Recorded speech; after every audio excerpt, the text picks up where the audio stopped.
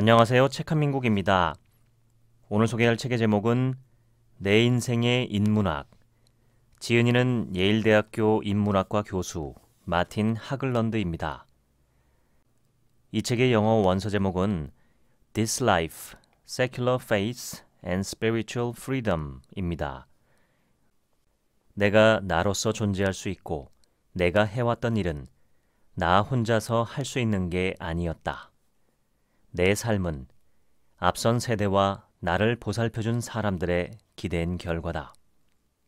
내가 종사하는 일이든 과제든 유한한 것이다. 여기에는 주로 두 가지 의미가 있다.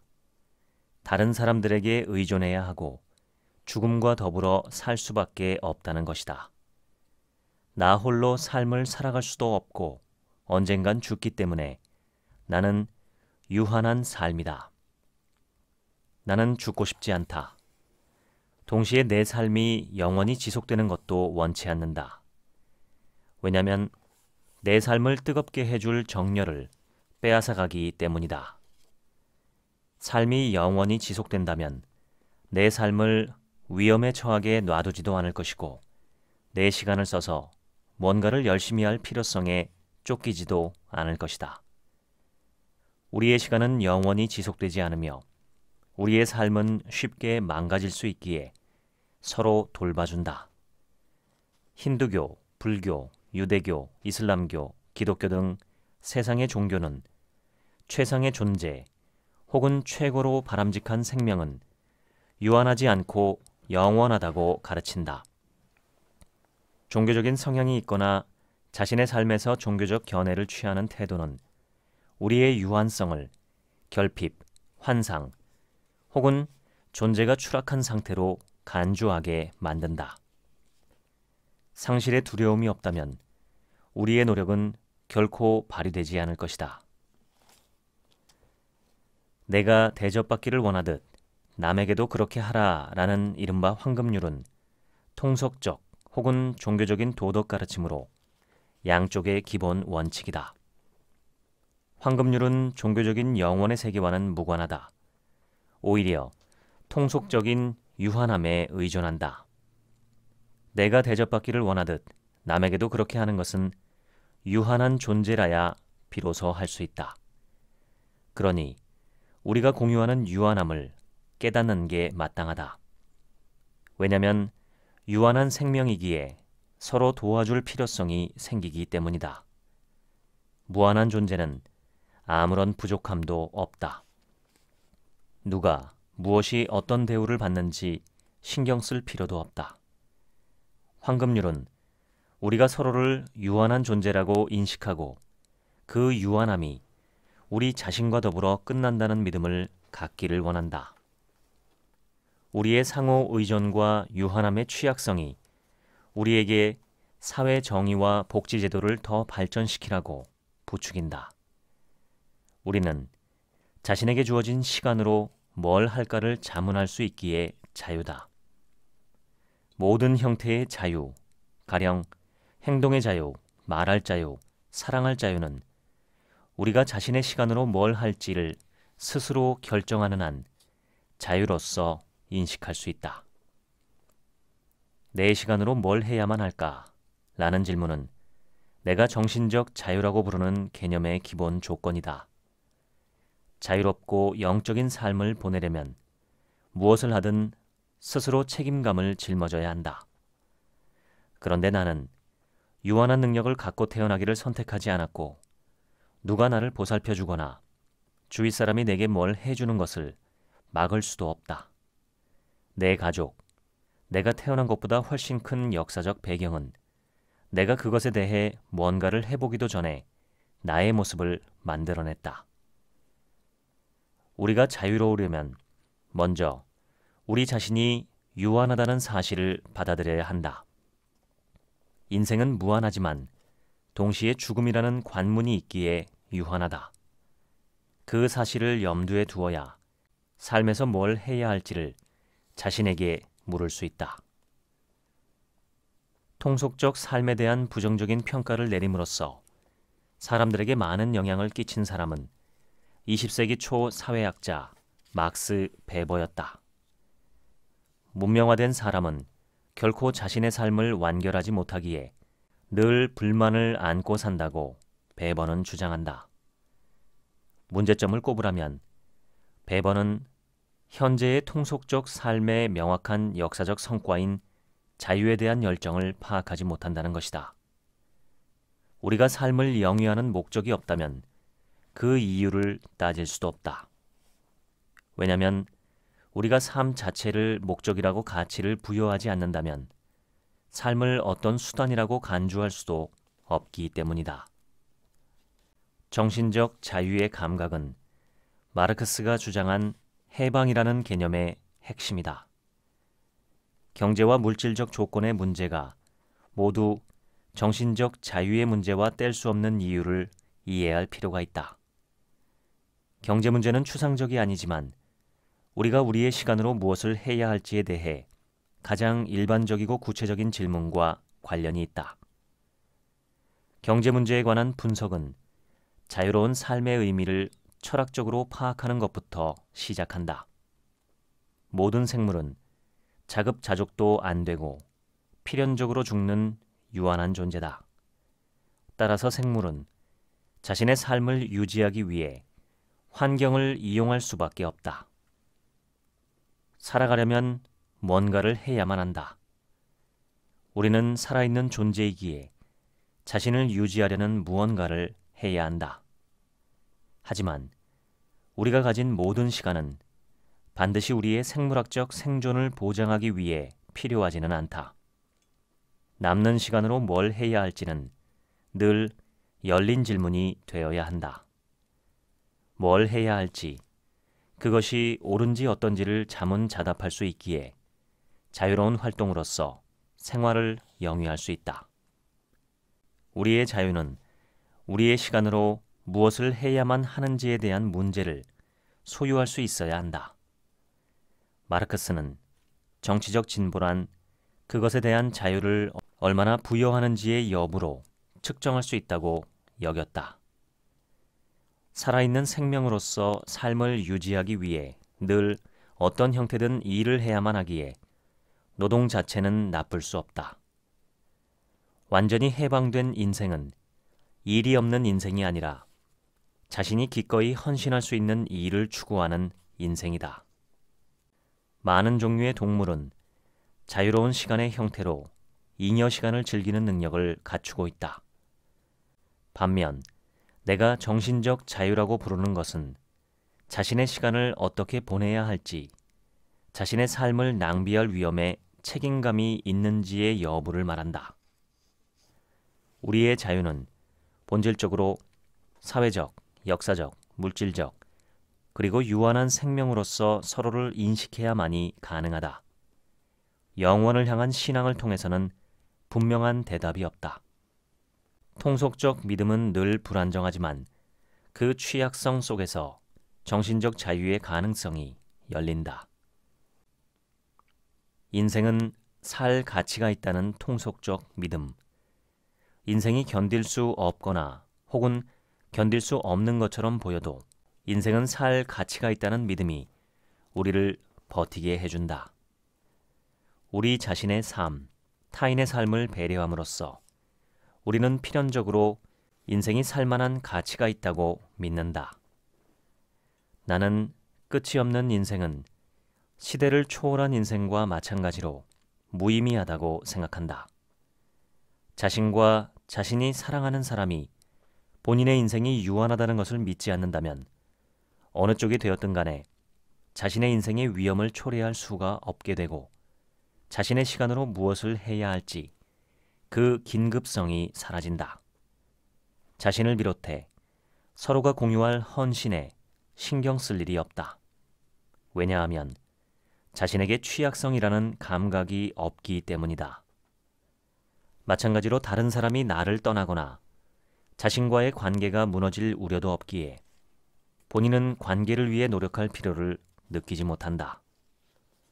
아리스토텔레스는 그에게 아무 일도 일어나지 않는다고 믿는 사람은 누구도 두려워하지 않으리 라고 지적했다. 스토아 학파는 우리가 가진 모든 것을 뺏길 수 있다는 사실을 잘 알고 있는데 우리가 상실로 인해 받는 고통에서 정열을 배제하려고 한다. 이 주장을 발전시켜서 철학자 스피노자는 정열의 속박에서 해방을 촉구했다. 우리 자신의 삶, 타인의 삶을 배려함으로써 우리는 필연적으로 인생이 살만한 가치가 있다고 믿는다. 이것은 믿음의 문제다. 왜냐하면 인생에 따르는 모든 고통에도 불구하고 인생이 살 가치가 있다는 것을 증명할 수는 없기 때문이다. 그 인생이 살 가치가 있다는 것은 논리적 추론, 합리적 계산으로 증명할 수 없다. 오히려 인생이 견딜 수 없거나 혹은 견딜 수 없는 것처럼 보여도 인생은 살 가치가 있다는 믿음이 우리를 버티게 해준다. 본디 우리 인생이 견딜 수 없고 견딜 수 없게 보이는 것은 인생은 살 가치가 있다고 우리가 믿기 때문이다. 통속적 믿음은 세 가지가 서로 연관된다. 첫째, 통속적 믿음은 지루하고 지겨운 헌신이다. 둘째, 통속적 믿음은 필요한 불확실성이다. 우리가 뭔가를 대할 때 우리가 의존하는 사람들을 믿지 않으면 안 된다. 타인이 뭘 하는지 확신이 서질 않아 내 믿음에 의존해 그들과 관계를 맺을 수밖에 없다. 믿음은 타인과의 관계를 맺는다는 미래지향적인 기회를 제공하지만 속거나 배신당하는 부정적 위험에도 문을 열어준다. 우리는 믿음의 대상이 불안정함을 믿지 않으면 안 된다. 통속적 생활 형태로는 결코 보장 못하는 것이 한 가지 있다. 영원한 생명 또는 영원한 존재의 상태다. 불교의 완전한 깨달음을 얻는 자는 죽어가는 삶을 지속적으로 이어가고 싶다는 욕망을 없애고 장례와 상실의 고통을 초월하라고 가르친다. 기독교 창설자들도 마찬가지 이론을 주장한다. 성 아우구스티누스는 죽을 운명의 상실을 애도하는 것을 반대하면서도 그의 모친이 죽었을 때 눈물을 억제하지 못했는데 우는 것조차 죄라고 비난하고 있다. 마르틴 루터는 1542년에 딸인 막달레나가 죽었을 때 나는 정신적으로는 기쁘지만 육체적으로는 비참하다 라고 강조했지만 장례식이 끝난 후 거기 모인 사람들에게 우리 기독교인은 슬퍼해서는 안 된다라고 연설했다. 사랑하는 사람과 재회하고 함께 산다는 희망은 루터의 사례에서 알 수 있듯이 영원의 개념이 실제로 실현되리라고 약속되지 않는 뭔가에 대한 희망이다. 통속적 믿음은 죽음을 되돌리지 않아도 된다. 발생한 사건에서 되돌릴 수 없는 상실이 존재한다는 것을 인정할 수 있을 뿐이다. 통속적 위안은 애통함을 유지해주는 사회적 헌신에 보다 집중할 수 있게 해준다. 또한 슬픔에 내재된 사랑을 인식하게 해주고 그것을 다른 사람에게 헌신하도록 확장시켜주며 똑같은 비극이 일어나지 않도록 우리의 허리띠를 바싹 메어준다. 우리가 행하는 모든 것, 사랑하는 모든 것은 종말을 맞이하기에 마음을 거기에 두고 염려할 수밖에 없다. 우리가 하고 있고 사랑하고 있는 것은 그저 주어지는 것이 아니라 유지하지 않으면 안 되는 것이다. 스토아 학파의 목적은 우리를 동요시킬 가능성이 있는 모든 것에서 독립시키는 것이다. 우리를 괴롭힐 가능성이 있는 것의 가치를 믿는 것을 그만둘 필요가 있다. 우리가 상실 가능성이 있는 것에 집착하지 않으면 상실을 느끼지 못한다. 누군가 우리에게 해를 끼쳐도 그 피해를 받기 쉬운 자신의 어떤 부분에도 집착하지 않기에 화내거나 보복하지도 않는다. 이토록 분리를 실천하면 우리는 무슨 일이 일어나도 안심을 유지한다. 스토아 학파의 목표는 아파테이아, 즉 정념에서 해방된 혹은 초월한 상태, 말 그대로의 무관심이다. 모든 열정에서 벗어난 자유다. 우리 삶의 궁극적 목적은 평안한 휴식이다. 모든 헌신에서 해방된 상태를 말한다. 우리가 우리 자신을 포함해 유한한 삶에 집착하는 한 우리는 걱정에서 해방될 일이 결코 없다. 열반은 우리가 어떤 고민도 겪지 않고 해를 입을 모든 가능성에서 벗어난 상태다. 불교에서는 이 같은 상태를 진정한 의미의 유일한 만족이라고 여긴다. 다른 모든 형태의 경험은 기본적으로 불만족이라고 생각한다. 열반에는 죽음이 없지만 탄생, 불안, 행위, 활동, 노화, 성장, 고통, 정열도 없다. 평온을 방해하는 것도 없다. 말하자면 아무 일도 일어나지 않는 상태다. 열반은 역설적으로 영원함에 대한 모든 종교적 개념에 상반된다. 내 주장은 그 같은 존재의 상태를 위해서 우리가 노력해야 한다는 생각을 거부하자는 것이다. 영원한 안식은 오직 무덤 속에서만 존재한다는 것을 인식하자는 것이다. 취약해지자는 게 아니라 그 취약성이 우리가 바라는 선의 일부라는 것을 배울 필요가 있다는 뜻이다. 그럼으로써 우리의 유한함을 바라보는 법을 배울 수 있다. 영원함의 매력은 아무것도 잃지 않는 것이다. 영원함에 흡수되면 우리가 할 일은 아무것도 남지 않는다. 시작도 없고 끝도 없다. 한마디로 죽은 것이다.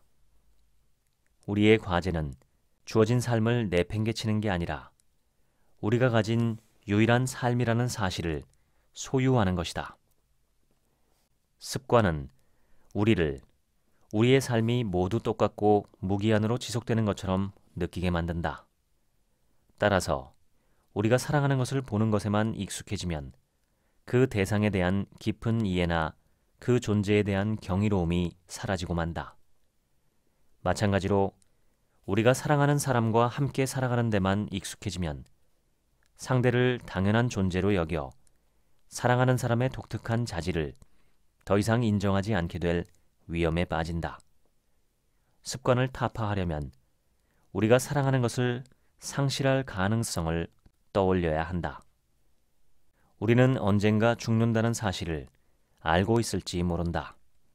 하지만 예술의 역할은 우리에게 그것이 무엇을 의미하는지를 느끼게 만들고 그것으로 인해 우리 삶의 헌신을 강화하는 것이다.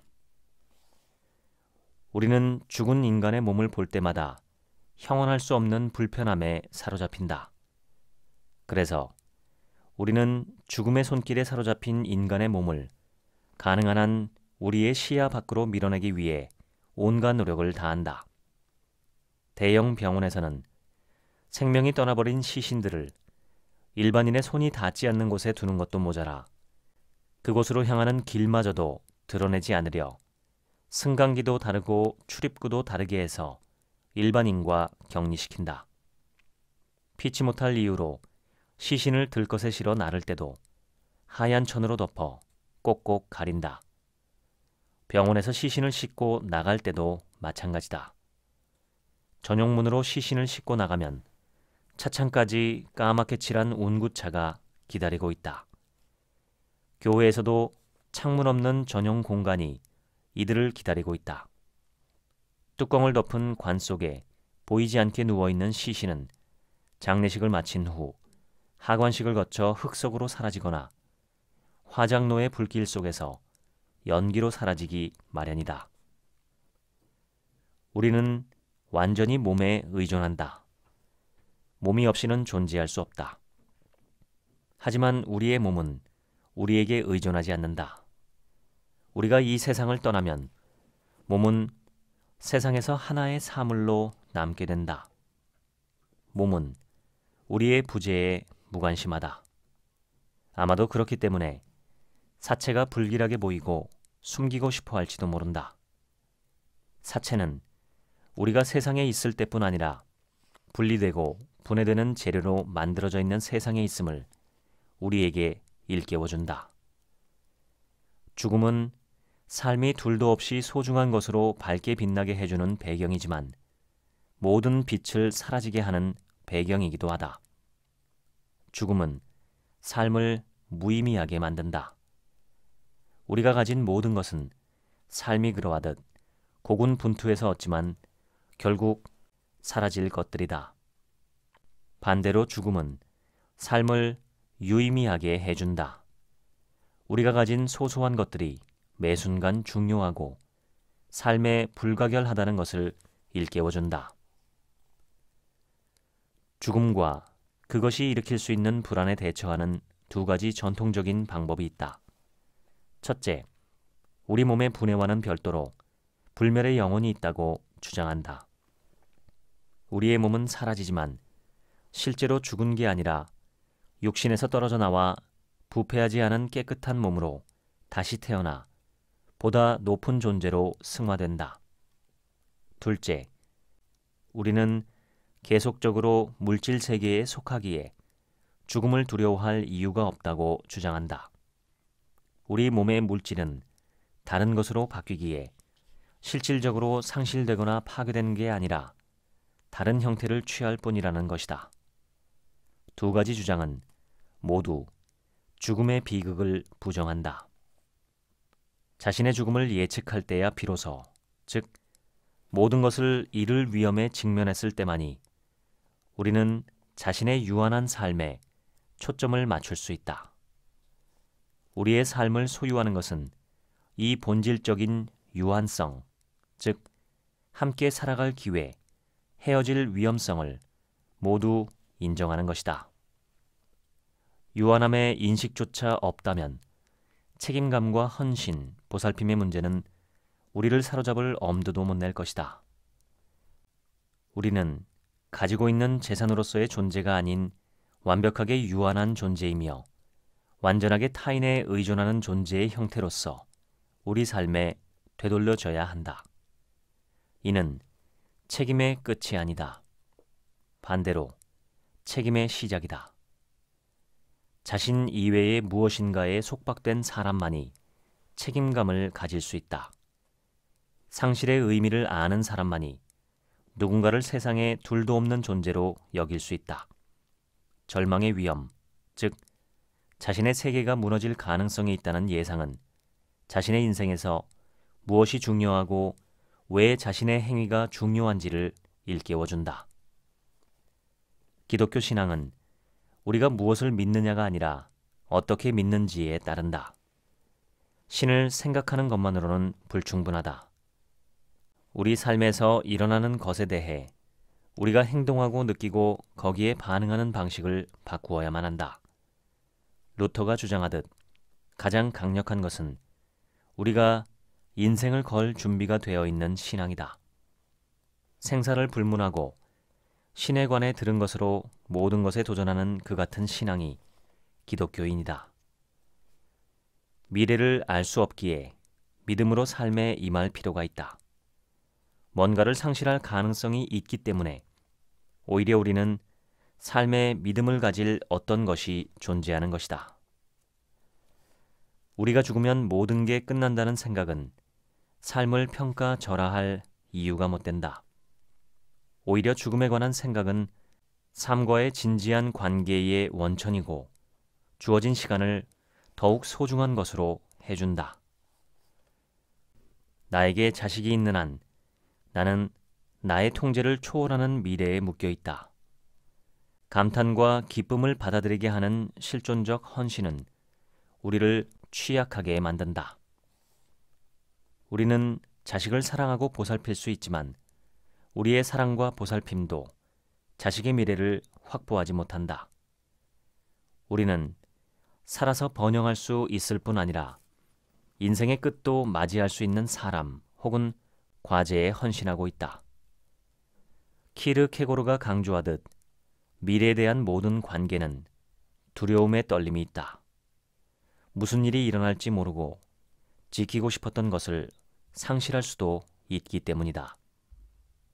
우리 자신의 존재가 위기에 처해 있기에 뭔가에 전념할수록 불안이 더욱 강력해진다. 그러한 불안감을 안고 살아가는 것은 키르케고르에 따르면 절망으로 살아가는 것이다.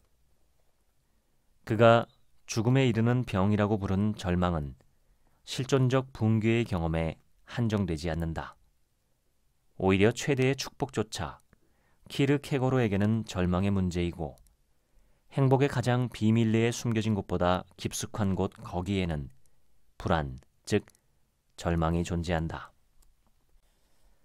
신이 이삭의 희생을 명령했을 때 아브라함은 그 같은 극한 상황에 이끌려갔다. 인간적으로 말하면 그가 이삭을 죽이게 되면 그에게 남겨진 가능성은 없다.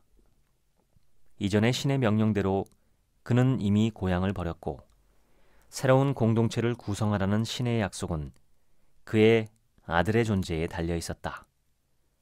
아브라함이 이삭을 죽이면 그는 자신의 삶과 행위를 의미 있게 만들 가능성이 전혀 남지 않는다.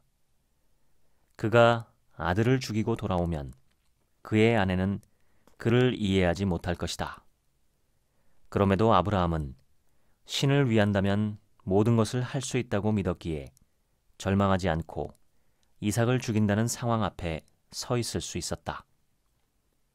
아브라함은 그것이 어떻게 가능한지를 모르지만 그의 세계 전체가 파괴되어도 신은 그가 계속적으로 번영하게 해줄 것이라고 믿는다.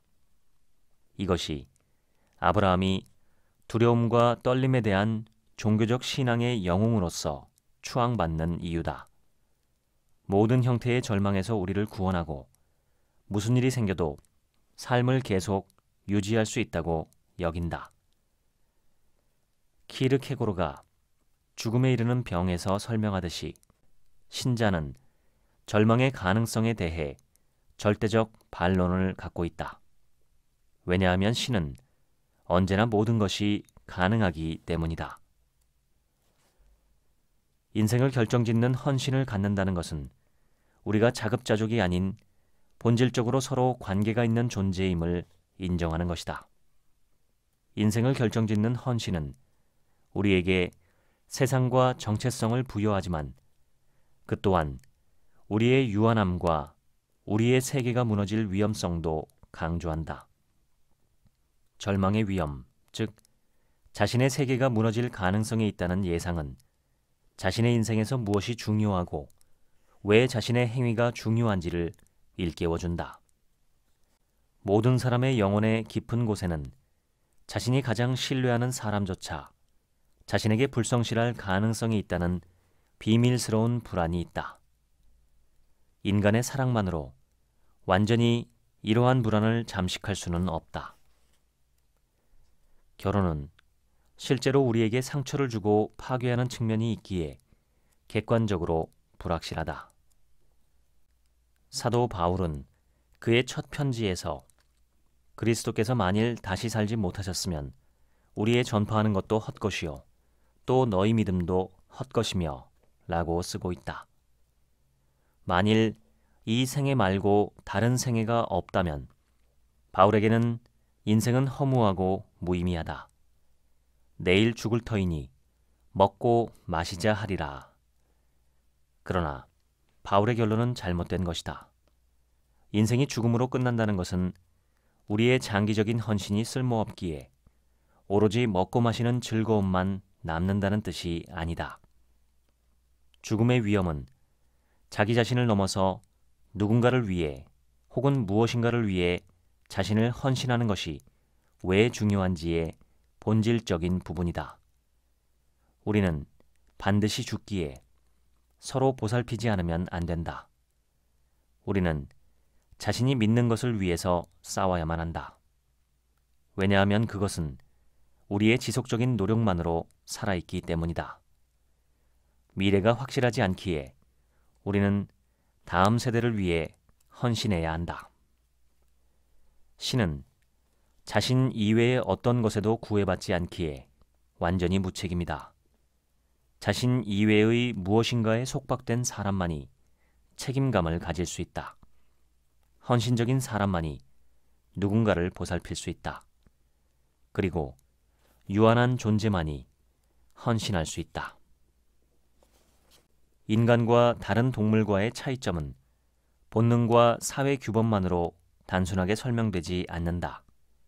오히려 결정적인 차이점은 자연적 자유와 정신적 자유에 있다. 어떻게 하면 좋지? 라는 질문에 대답할 때 나는 누가 되어야 하지? 라는 질문도 같이 들어있는 셈이다. 그리고 그 질문에 대한 최종적인 대답은 없다. 이것이 우리의 정신적 자유다. 우리가 정신적으로 자유라는 것은 다른 동물보다 본질적으로 뛰어나서가 아니지만 질적으로 다른 의미에서 우리가 자유롭다는 것을 의미한다. 자신의 행동의 목적에 의문을 던질 수 있기에 정의의 원칙을 지킬 수도 있지만 다른 종에서 관찰되는 것을 훨씬 뛰어넘는 잔혹한 형태에 종사할 수도 있다. 자연적 자유와 정신적 자유의 구별은 다른 동물의 착취를 정당화하는 게 아니다.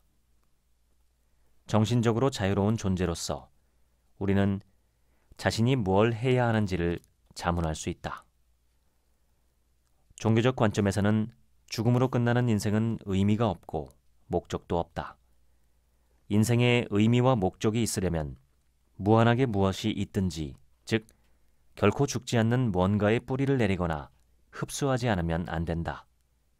내 논점은 그 반대로 인생의 목적은 죽음의 예상에 달렸다는 것이다. 죽음이라는 유한한 위험을 무릅쓰지 않으면 인생의 위기도 없고 중요한 목적도 없다. 삶은 죽음을 염두에 두었을 때 의미가 생긴다. 죽음이 없는 삶은 삶으로서 의미를 이루지 못한다. 정신적 자유 덕분에 우리는 단순한 생물이 아니라 한 사람의 인간이 된다. 정신적인 존재로서 우리는 단순히 자신의 생명이나 종족의 생명을 지키려고 행동하지 않고 자신이 누구인지를 생각해서 행동한다. 우리가 자신을 누구인지 정의하는 것은 그의 헌신을 갖고 믿음을 지킬 필요가 있기에 실천적인 정체성이다. 정신적 자유의 두 번째 특징은 부정적인 자기관계에 인내하는 능력이다. 나아답지 못할 때의 고통을 경험할 때 그것은 오히려 내가 아직 살아있고 자신의 인생을 영위하겠다는 뜻이다. 정신적 자유의 세 번째 특징은 자신의 시간을 어떻게 할지를 자문하는 능력이다. 내가 해야 할 것 또는 하지 말아야 할 것에 관한 모든 질문은 최종적으로 자신의 시간으로 무엇을 해야 할지에 관한 질문이 된다. 어떤 규범이라도 자신에게 중요성을 띠려면 자신의 시간으로 무엇을 하는지가 자신에게 중요해야만 한다. 살아있는 시간이 무한하다고 믿는다면 어떤 것을 할 때의 절박감을 이해할 수 없으며 어떠한 규범적인 의무도 자기 자신을 사로잡지 못할 것이다. 여기서의 철학적 통찰은 인생은 너무 짧다는 일상적인 표현으로 설명할 수 있다. 내 인생이 너무 짧다고 말하는 것은 필히 죽어야 할 운명이면서 동시에 삶의 번영을 이끌어가는 게 불안하다는 말이다. 그런데 오히려 불안은 자유로운 삶을 영위하고 정열적으로 임하기 위한 지성의 조건이다. 내 인생이 내게 중요한 한 나의 시간이 유한하다는 불안에 의해 오히려 힘을 얻어야만 한다. 그렇지 않으면 누군가가 되려고 뭔가를 하려는 절박감이 없기 때문이다. 정신적인 삶을 영위하려면 내 인생은 너무 짧다고 생각하지 않으면 안 된다. 그리고 다른 누군가의 정신적 삶을 보살피면서 당신의 인생이 너무 짧다라고 생각하지 않으면 안 된다. 통속적 삶을 다루는 사회학자로서 두각을 나타내는 주커먼은 방에서 예술 작품을 잘 살피고 있으라고 일러둔 두 어린이의 관찰을 토대로 도덕의 통속적인 측면과 종교적 측면의 차이점을 설명하고 있다. 첫 번째 여자아이는 예술작품이 대단한 가치가 있지만 자칫하면 부서질지도 모른다는 말을 듣게 된다. 예술작품은 꽤 특이한 것으로 세상에 하나밖에 존재하지 않는데 부서지면 돌이킬 수 없을 만큼 손상을 입을 가능성이 있다. 따라서 첫 번째 아이는 예술작품에 절대 손을 대지 말라는 지시를 받는데 그 여자아이에게는 지시를 어기면 벌을 받거나 지시를 잘 따르면 보상이 있다는 약속도 하지 않는다. 오히려 예술작품의 그 취약성이 존경받는 점이라면서 만약 손상을 입는다면 많은 사람들이 슬퍼할 것이라고 설명해준다. 두 번째 여자아이도 마찬가지로 예술작품이 대단히 가치가 있고 자칫하면 손상을 입을 것이라는 설명을 듣는다. 하지만 그 아이가 다니는 학교의 교장이 천장에 뚫린 작은 구멍으로 그 여자아이를 바라보고 있으니까 절대 그 예술작품에 손대지 말라는 지시를 받는다. 만일 예술작품에 손을 대면 교장이 벌을 주지만 손을 전혀 대지 않으면 보상을 받는다는 말을 듣는다. 두 명의 어린이는 방에 들어가 예술작품을 보고는 손을 대지 않는다. 똑같은 행위를 하지만 각자의 동기는 근본적으로 다르다. 첫 번째 아이는 귀중한 것은 부서지기가 쉽고 잘 보살펴야 한다는 것을 이해하기에 예술작품을 존중하기로 선택한다. 이는 도덕의 통속적 모델이고 어린이는 자신의 자유와 유한한 감각에 따른 책임을 배운다. 대조적으로 두 번째 어린이는 벌받을 것을 무서워하는 한편 보상을 바라기에 예술작품에 손을 대지 않는다. 이는 도덕의 종교적 모델이고 어린이는 강제에 따른 책임이 주입된다. 두 번째 어린이의 경우에 종교적 도덕 모델의 문제는 적어도 세 가지가 있다. 첫째, 신의 신성한 권위가 점수를 벌어준다고 믿기 때문에 아이가 올바른 일을 하는 경우 그 아이는 도덕적으로 행동하는 게 아니라 솔직히 말해 벌이 무서워서 행동하는 것이다. 이러한 도덕의 모델은 아이 자신의 자기관계에 책임감을 확립시키지 못하고 도덕적 행동을 종교적 신앙에 의존하게 만든다. 만일 아이가 신에 대한 신앙을 잃게 되면 아이는 도덕적 의무를 지킬 감각의 원천도 잃어버리기에 오히려 모든 것이 허용된다고 믿게 될 것이다. 둘째, 아이가 도덕적 규범이 신이 명령했다고 믿도록 배운 경우 아이는 자신이 규범을 알아보고 바꿀 수 있는 것을 가능하게 해주는 관점을 빼앗긴다. 아이는 자신의 종교가 해야 한다고 가르치는 것을 할지 모르지만 뭔가를 한다면 당연히 그것을 해야 하는지 자문하기를 주저한다. 아이의 정신적 자유, 그리고 특히 아이가 속한 커뮤니티의 규범을 서서히 바꿀 수 있는 아이의 능력은 성장하는 게 아니라 퇴보하게 될 것이다.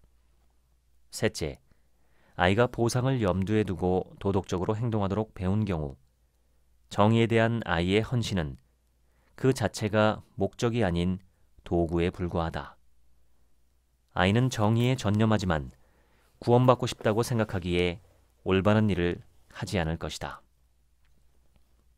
종교적 구제의 목표는 우리의 유한한 삶을 해방시켜주는 게 아니라 우리의 자유의 조건인 유한함에서 우리를 구제하려는 것이다.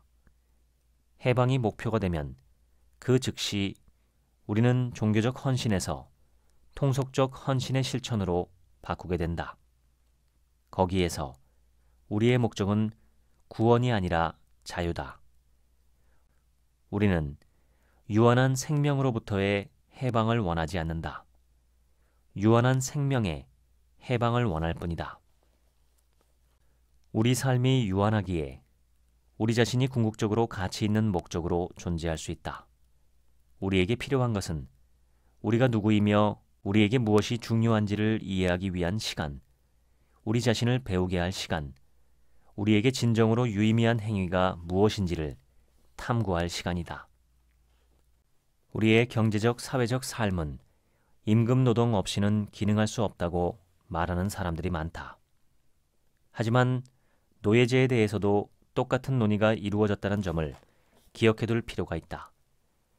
노예제의 부정적인 측면을 인정한 많은 저명한 사상가들조차 노예제는 당연히 필요하다고 생각했다.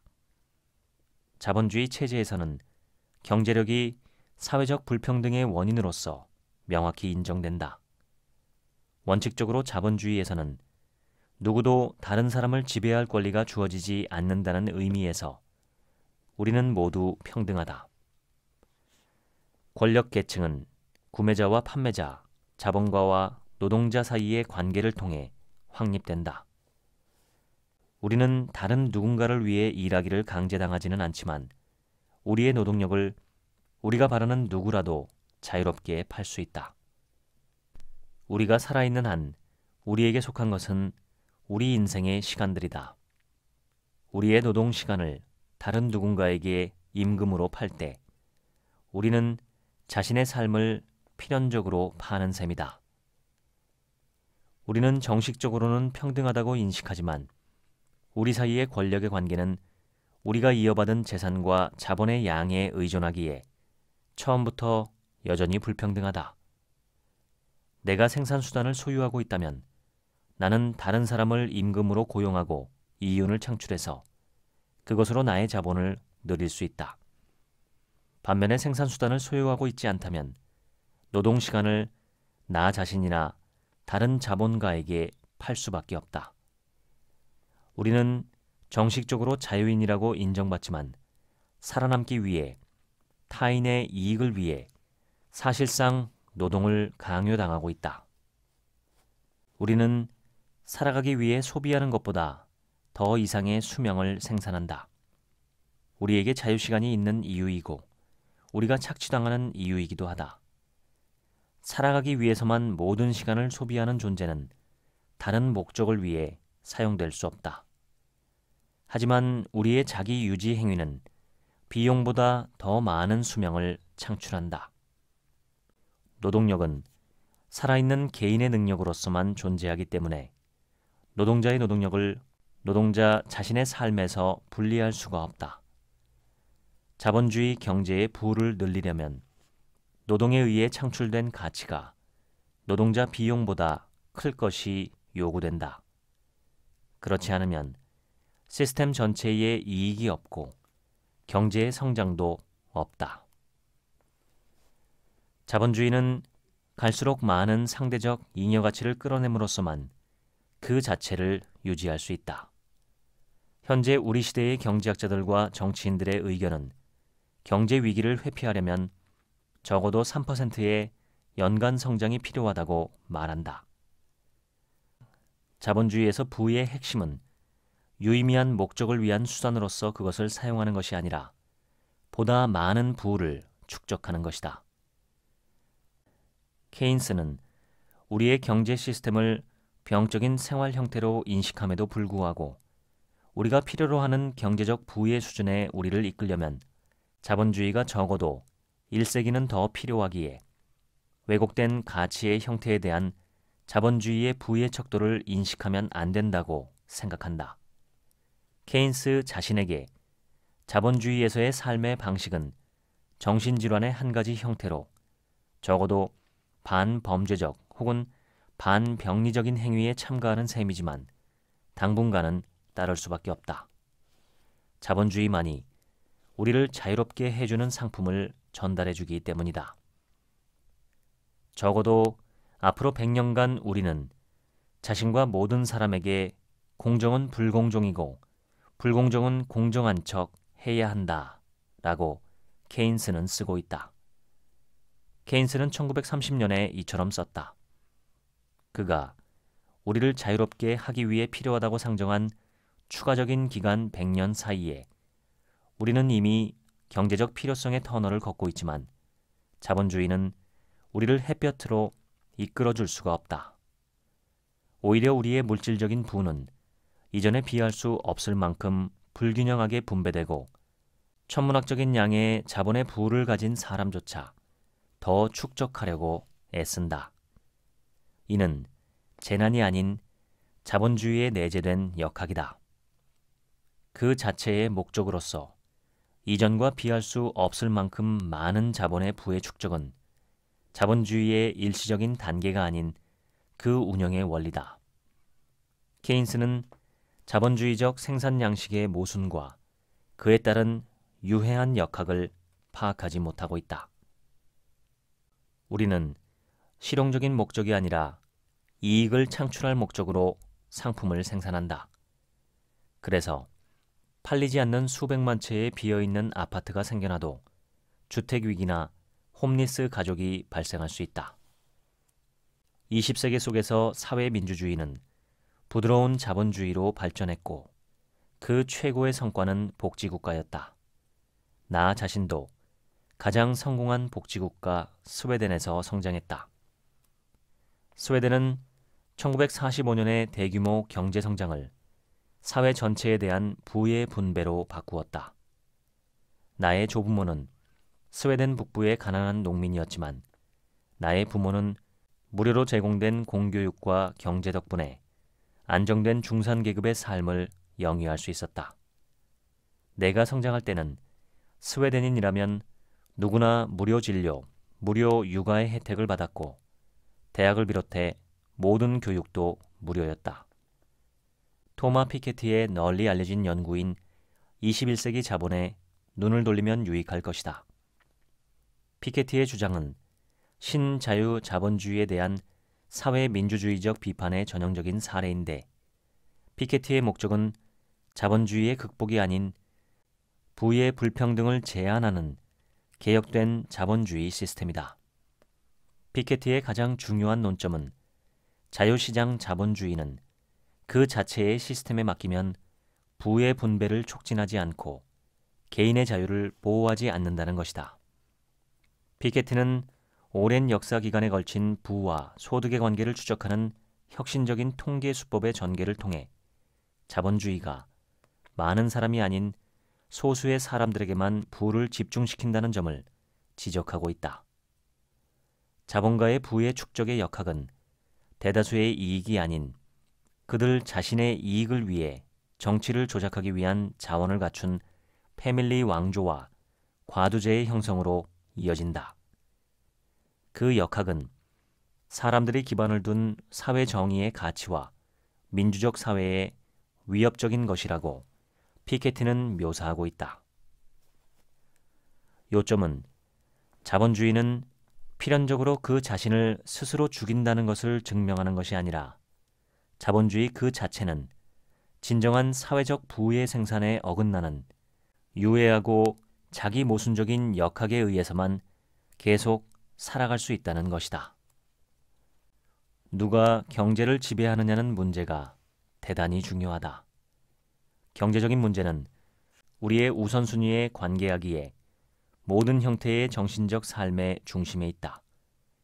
우리가 어떻게 우리의 삶의 경제를 조직화하느냐는 최종적으로 여러 행위의 가치를 어떻게 이해하느냐, 그리고 우리의 시간으로 무엇을 하느냐라는 문제다.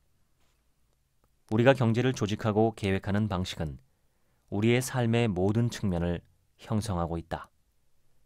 모든 경제가 기능하려면 일종의 계획이 있어야 한다. 문제는 계획이 아니라 누가 그 계획을 실행하느냐이다. 하이에크는 부의 생산의 관리는 인간의 삶 그 자체의 관리라고 주장한다. 이것이 하이에크가 모든 형태의 비민주적인 중앙 집중 계획에 문제를 제기하는 이유인데 이는 우리가 경제적 자유를 결정하는 것을 박탈한다. 경제적 자유는 우리의 정치적 혹은 실존적 자유로부터 분리할 수 없다. 하이에크가 강조하듯 우리의 경제적 이익에만 영향을 주는 것은 삶의 기본적 가치를 심각하게 방해할 수 없다라고 생각하는 것은 잘못이다. 자본주의는 우리의 경제적 자유를 지켜주기는커녕 우리의 경제적 우선순위를 결정하고 우리의 경제적 삶의 형태에 대해 민주적으로 심의하는 기능을 박탈하고 있다. 누구도 우리에게 강제하거나 무엇을 해야 할지를 가르치지 않고 선택할 수 있다면 우리는 자유다. 자유로운 삶을 영위하려면 직접적인 강제에서 면제되고 선택이 허용되는 것만으로는 충분하지 않다. 자유로운 삶을 영위하려면 우리가 하는 것에서 자기 자신을 인식해야만 한다. 이는 선택뿐 아니라 우리의 선택의 범위를 결정하는 목적, 우리의 삶을 영위하기 위한 기본적 결정에도 관여할 수 있어야 한다. 중요한 것은 우리의 관행의 유지 혹은 개혁은 자본의 역학에 의해 우리에게 지시된 것이 아닌 우리의 민주적인 참가에 의해 결정되어야만 한다는 점이다. 우리가 실제적인 자유로운 삶을 영위하고 실제적인 사회적 부를 서서히 늘리는 것을 가능하게 하려면 우리는 경제와 물질 생산을 형성하는 가치의 척도의 실제적인 재평가를 추구해야만 한다. 그 같은 재평가의 원칙이 바로 민주사회주의의 원칙이다. 민주사회주의의 첫 번째 원리는 사회적으로 유용한 자유시간의 관점에서 우리의 부를 측정하는 것이다. 우리의 자유시간의 양은 우리의 자유시간의 질과 분리할 수 없다. 우리가 그 자체의 목적으로서 간주하는 것에 더 많은 시간을 들일수록 우리는 개인적으로 더 풍족해지고 사회로서의 우리도 더 좋아진다. 민주사회주의의 두 번째 원칙은 생산수단은 공동으로 소유되고 이윤을 위해 사용할 수 없다는 것이다. 생산수단의 공동 소유권은 사유재산의 소유를 가로막는다는 의미가 아니다. 이에 알맞은 사례가 인터넷 서비스다. 민주사회주의의 세 번째 법칙은 마르크스에 의해 정립된 것이다.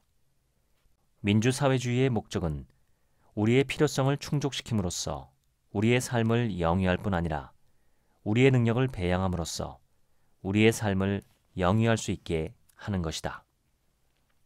민주적인 사회적 노동은 본질적으로 자유다. 왜냐하면 인생을 영위한다는 우리의 헌신의 토대를 두고 우리가 자유롭게 헌신한다고 인식할 수 있는 생활 형태를 위해 일하고 있기 때문이다. 경제의 본질적인 문제는 우리의 정신적 삶의 중심에 있는 것으로 인식된다. 우리의 경제를 조직하는 방법은 우리가 함께 살아가는 방법과 분리할 수 없다. 왜냐하면 우리가 경제를 조직화하는 방법은 우리의 우선순위와 가치관을 표현하는 방법이기 때문이다.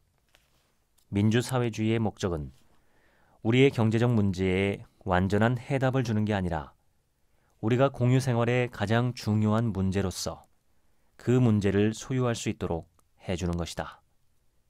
자유로운 삶을 영위하려면 사회적으로 유용한 자유시간의 관점에서 부를 측정하고 생활수단을 공동적으로 소유하고 각각의 능력에 맞춰 각각의 필요성에 따른 노동을 추구할 필요가 있다. 우리가 얼마나 자유시간을 가졌는지, 우리가 자유시간으로 무엇을 할 수 있는지는 우리가 사회를 어떻게 조직하느냐에 달려있다. 우리의 감각은 우리가 행하는 노동의 종류와 우리가 살아가는 조건에 의해 형성된다. 소외된 노동의 하루 일과가 끝나고 피곤해 지쳤을 때 우리의 삶의 다른 측면에 헌신할 능력 자체가 떨어지고 우리의 자유시간은 우리가 자신의 삶을 이끌어가는 형태가 아닌 우리의 노동력을 회복하는 수단이 된다.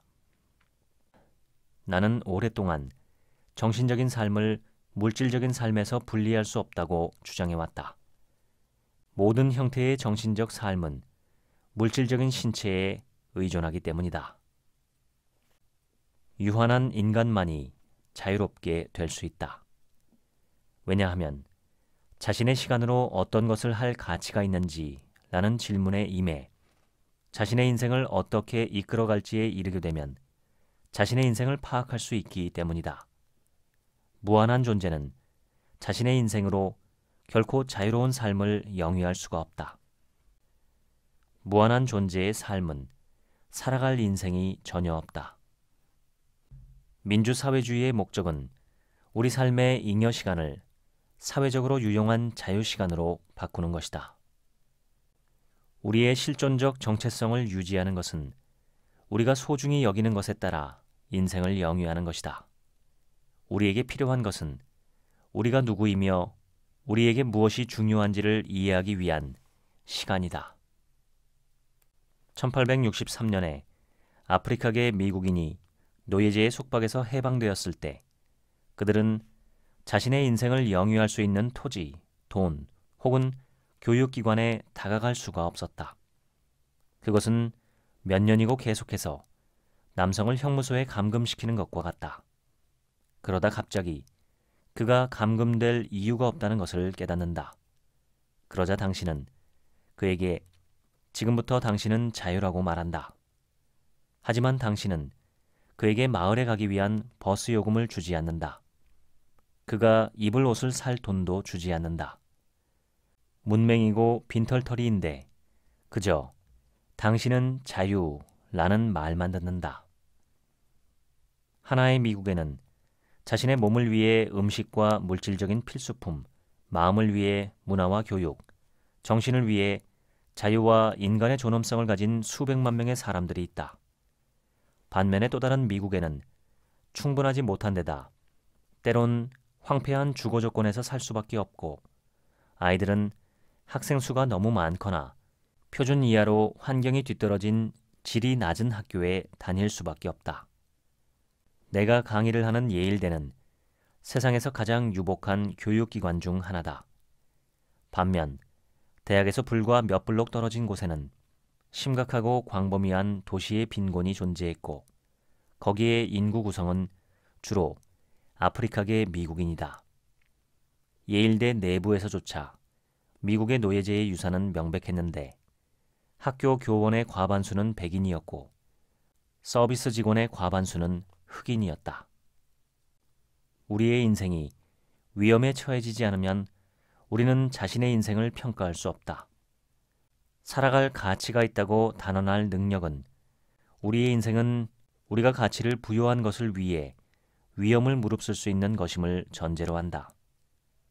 어떤 것에 가치를 두고 자신의 것에 헌신을 표명하려면 우리는 단지 물질적인 삶의 요구에 따를 수는 없다.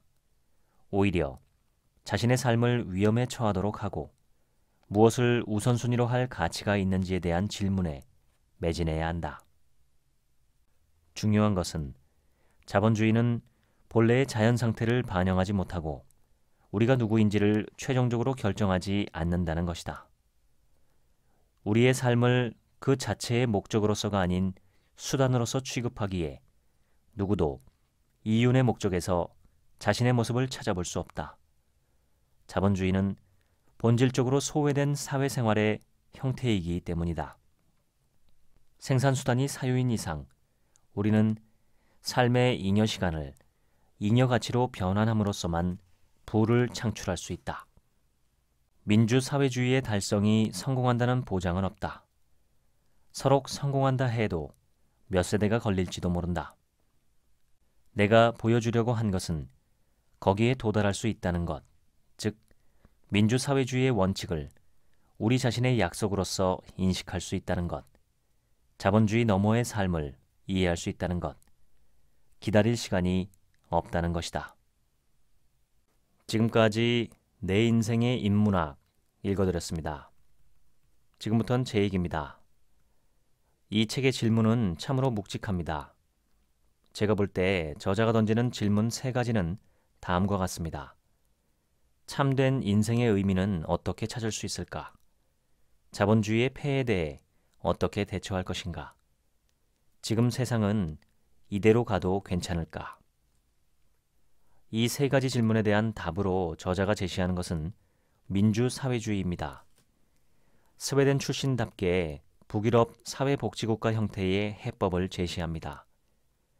예일대 교수인 저자는 예일대학교 내부의 직원 구성에서도 예일대가 위치한 도시의 지역별 거주 환경에서도 사회적, 경제적 차별과 그로 인한 폐해를 목격합니다.